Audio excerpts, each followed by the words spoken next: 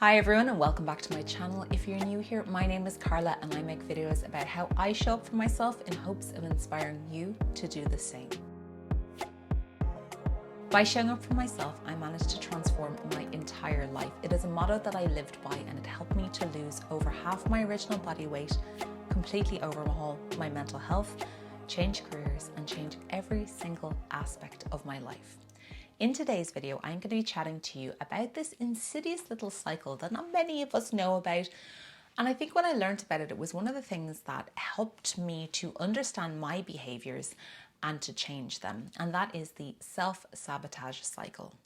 I am often asked in my DMs and in my comments, why is it that when we are doing something that we want to do, we want the goals, we want to get there, but we seem to sabotage our own results and our own success? Why do we do that?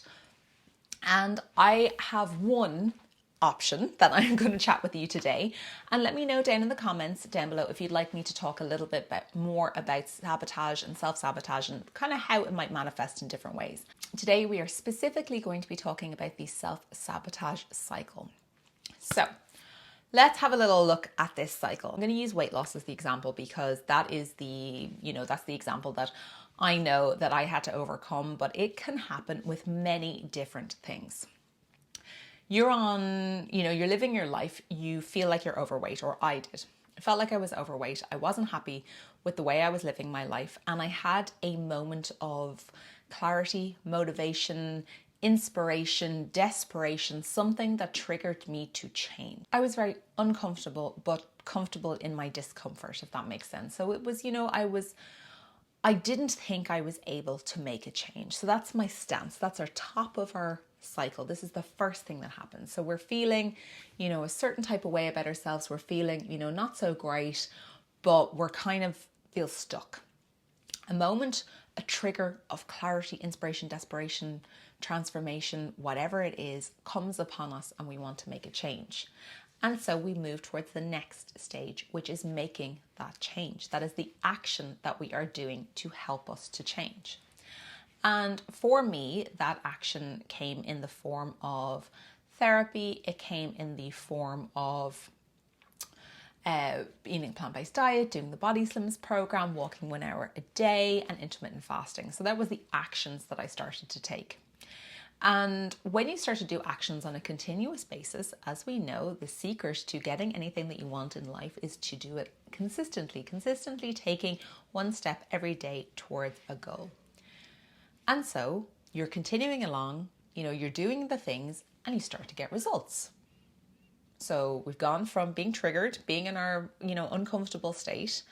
We thought that it was going to be, typically we will change because we find that discomfort, that the discomfort of changing is actually now not as bad as the discomfort that we are living with. That's typically how people will start to change. The trigger is the unknown, the scariness of doing something new is actually not as scary or as uncomfortable or as painful as living in that state we are. So we're at the start, we've done our trigger, living in our thing, we've moved towards our actions, we're doing our actions on a continuous basis and we get towards results. And things start to happen. So, we start to be able to do things a little bit better. We start to be able to, walk a bit better. Our clothes start to become looser. And then we start to go out. And the next part of this cycle is that we start to have quite a big change from those results. So we've had our trigger, our action, our results, and then the change. And what happens here at this point is this is new. This is something that is new. So our brains are not used to us making change. They are used to us, the devil they're used to being comfortable in its discomfort. It is familiar, it is safe. Because if you think back to when we were cave people, if we were living in the same cave, we were comfortable. We might be threatened by a saber-toothed tiger or something outside, but we knew that saber-toothed tiger. We knew where, he was hunting or she was hunting and what time, we kind of had a bit of familiarity with that discomfort.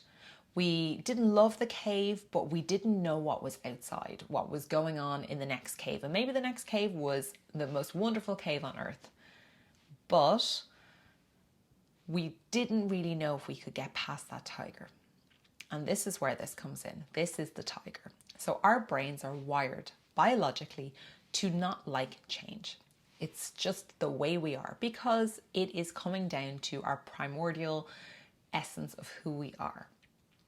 And when we start to enact change in our lives and we bring that because of the results that we are doing, our brains freak out. So if you were on a weight loss journey, or like I was, or you're doing anything and you're starting to freak out because things are starting to change, that's a good thing, because things are starting to change, because you're actually enacting, you're affecting a result. Basically, by doing these actions, you're actually creating a result. So by coming along then, you're starting to change. But what we might find is that we become a little bit uncomfortable with that change. And what we'll do is, somebody, say we're going out. You're walking into the shops and you see, Liz, who lives a couple of doors down. She hasn't seen you in a while. She's been away. And she goes, God, you look great. Like, what are you doing? And all of a sudden, we feel very uncomfortable because we are now vulnerable. There's a change. We are noticeable because of a change. How many of us who have been overweight have a tendency to not like to be the center of attention, who rather kind of be a shrinking violet, who don't want people looking at them? If you're anything like me, before I was very much so uncomfortable when people saw me and looked at me, and because we always thought of, with a lot of negative self-talk, that people are judging us. So Liz has noticed that something's changed. And then maybe we go into work and, we're like, it's Brian's leaving party and they offer you some cake and you're going, no, actually, thanks. I'm all right for the cake. Thanks. I'll just have a cup of tea. And everyone's like, oh yeah, I'll get you, oh, not having cake. Okay. Things are different. And that's sending your brain, this is a change. This is something that is uncomfortable to our brains. People are noticing an action that we are taking because we are becoming more vulnerable. We're basically like a cat lying on its back with its big fluffy belly hanging out. Although maybe the fluffy belly isn't as fluffy as it was before, because we are doing those actions. I hope you're sticking with me and you're getting this. So by doing those actions, after you've been triggered, you're getting your results, and that's bringing about a change. What happens then is that we can get triggered again. And this is where the danger lies. This is where the biggest issue is. So our trigger might be that we become, somebody is noticing us, or we're now walking into a clothing store we've never been into before because that's where we can fit into. Or we're going out and maybe somebody starts to flirt with us and that's something that never happened before. Or we get treated a little bit differently. And, these are things that we wanted, but they're different and they're new. And new tends to be uncomfortable. The thing that we are not familiar with tends to be uncomfortable, even if it is a positive. Even if you walk in and you see your cousin goes, God, you look amazing. It's just different. It's new. Or you look good. Like your face looks brighter. You look a bit happier. These are all things that can trigger us. And here's that point. Here's that really important bit. So you've been triggered. Remember what happened last time that you were triggered. We affected a change by doing the results, or by taking action. We affected that change. But we are creatures of habit. And typically what will happen is when we get triggered, we seek comfort. And if you are, at that person at the start, you are most likely going to reach for food as the comfort. You are going to retreat back into the familiar. Retreat into the place that is where you wanted, where you are familiar with, even though it's not where you want it to be. It's what you're familiar with. It is the devil that you know.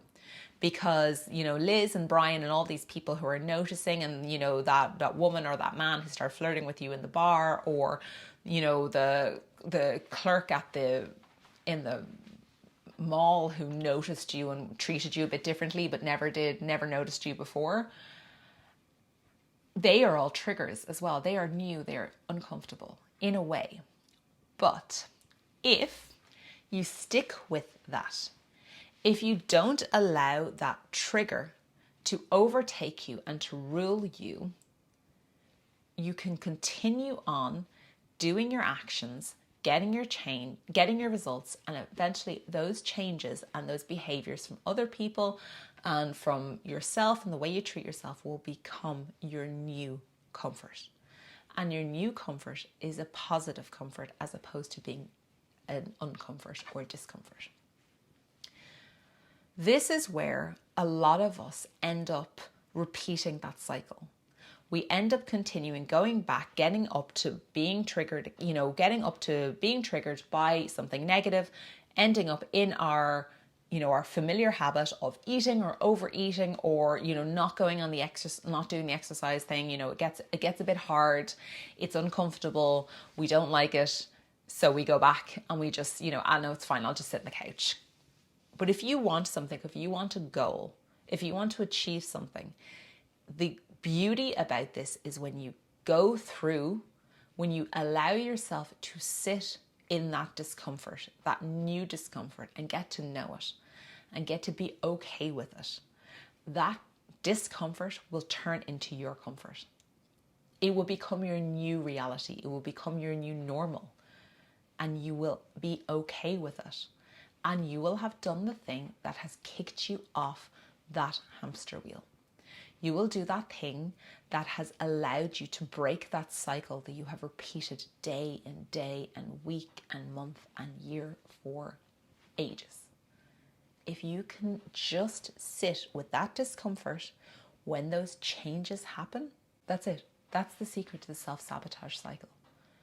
Is allowing yourself to feel those feelings, allowing yourself to be okay with discomfort. And let's have another little chat here about something. Let's stop catastrophizing discomfort.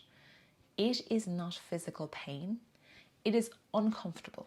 It might be triggering, and you might need support to get through that. You might need to journal it, go to therapy. You might need to just allow yourself to sit in a safe space. Maybe meditate, maybe take yourself out for a walk and have a think about it. But you can get through that. You can get through that discomfort because it's not going to kill you. That discomfort is not going to kill you. You will get through it. You can get through it. You are a powerful being who is valuable and is worth getting through that, so you can kick yourself out of that horrible cycle and live the life that you've always wanted. Guys, I know this was a little bit of a different video for me. It was more of a chatty through, but I hope that this has helped, because I think for me, learning to get through and to be okay to be uncomfortable was a game changer. It was the thing that helped me to move through and to not sabotage myself. If you'd like me to go over some other kind of bits around self-sabotage, please let me know. And if you have found that this is something that you do, I would suggest maybe journaling on it, or, having a good think about it and seeing where it is. Where is that point where you revert back as opposed to coming off the cycle? Where is that bit where you could go, I'm going to sit through this so I can get out the other side? Or where is the bit where you go, oh no, I'm going back. Because we want to get out of that. We want to get off that wheel. Let me know. If you've made it to the end of the video, please leave me, I think there's a cycle video, is there? Or an arrow. Leave me an arrow or cycle emoji, and I will talk to you all very, very soon. Please don't forget to show up for yourselves. Bye, guys.